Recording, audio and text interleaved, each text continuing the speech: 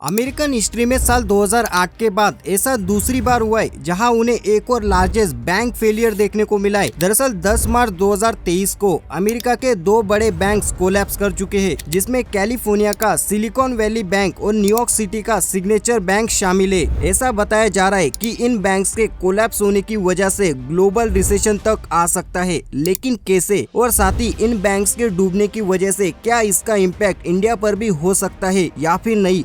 आइए आज की इस वीडियो में इसे फुल डिटेल के साथ समझने की कोशिश करते हैं। The biggest bank collapse since the 2008 financial crisis. Silicon Valley Bank becoming the second largest bank failure in U.S. history. Rattling customers. They just came out and told us that the bank is shut down. And stoking fears of another financial crisis. Americans can rest assured that our banking system is safe.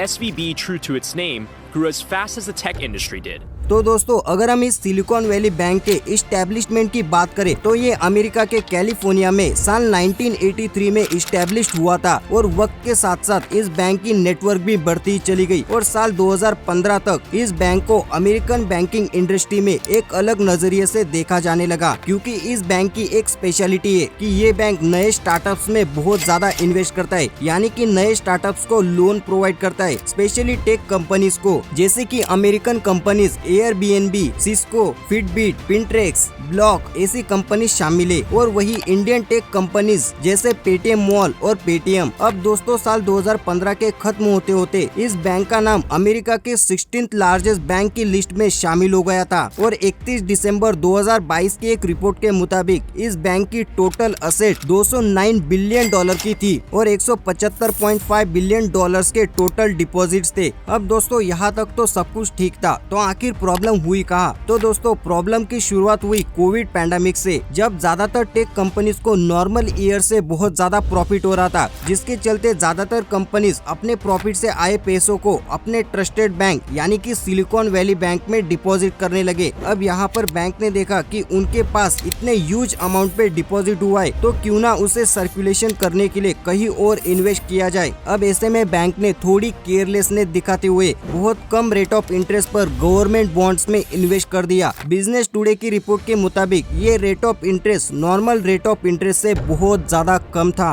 अब आपको बता दे, silicon bank ने इतने लो rate of interest पर bonds इसीलिए खरीदे थे क्योंकि यूजुअली इंटरेस्ट रेट जितना ज्यादा कम होता है उतनी ज्यादा बॉन्ड्स की प्राइस होती है। सिंपल वर्ड्स में आप समझ सकते कि बॉन्ड्स और इंटरेस्ट में इनवर्स रिलेशनशिप होता है, जहाँ पर इंटरेस्ट अगर कम रहेगा तो एज अ रिजल्ट बॉन्ड्स की प्राइस भी बढ़ती रहेगी। अब कोविड पैंडेमिक की सिचुएशन थोड़ी स्टेबलाइज होने के बाद अमेरिकन गवर्नमेंट ने इंटरेस्ट रेट को बढ़ा दिया और जिसका सीधा इम्पैक्ट उन सभी बैंक्स पर हुआ जिन्होंने बॉन्ड्स में इन्वेस्ट कर रखा था, और इनमें से एक सिलिकॉन वैली बैंक भी था, क्योंकि इंटरेस्ट रेट बनने की वजह से बॉन्ड्स की प्राइस गिर गई और सिलिकॉन वैली बैंक को अपने खरीदे हुए बॉन्ड्स पर ऑलमोस्ट $2 बिलियन का लॉस हुआ। और अब ऐसे में जब सिलिकॉन वैली बैंक को इतना बड़ा लॉस हुआ, इस बात की न्यूज जब उनके डिपॉजिटर्स को पता चली, तो वो सभी तुरंत ही अपने पैसों को बैंक से वापस लेने के लिए बैंक के सामने भीड़ करने लगे। अब यहाँ पर बैंक को एक ही वक्त पर इतने सारे लोगों को पैसा देना इम्पॉसिबल था, जिस कारण बैंक को मजबूरन अपने बॉन्ड्स को मिलियंस ऑफ डॉलर के लॉसेस पर बेचना पड़ा। साथ ही बैंक इतने लॉसेस पर अपने बॉन्ड्स को बेच रहा है, इस न्यूज ने उनके शेयर्स की प्राइसेस भी गिरा दी और इतने सारे लॉसेस की वजह से 10 मार्च 2023 को यूएस ट्रेजरी जेनेट एलन ने सिलिकॉन वैली बैंक को बैंक करप्ट डिक्लेयर कर दिया। अब दोस्तों, यहाँ पर सवाल आता है कि क्या इस बैंक के बैंक करप्ट होने की वजह से ग्लोबल रिसेशन देखने को मिल सकता है? तो इसका सीधा जवाब है नहीं, क्योंकि US prime minister Joe Biden ने उन सभी लोगों के पैसों को जल्द से जल्द देने का वादा किया है। अब दोस्तों, अगर हम शॉर्ट में सिलिकॉन वैली बैंक के बैंक करप्ट होने की वजह को समझे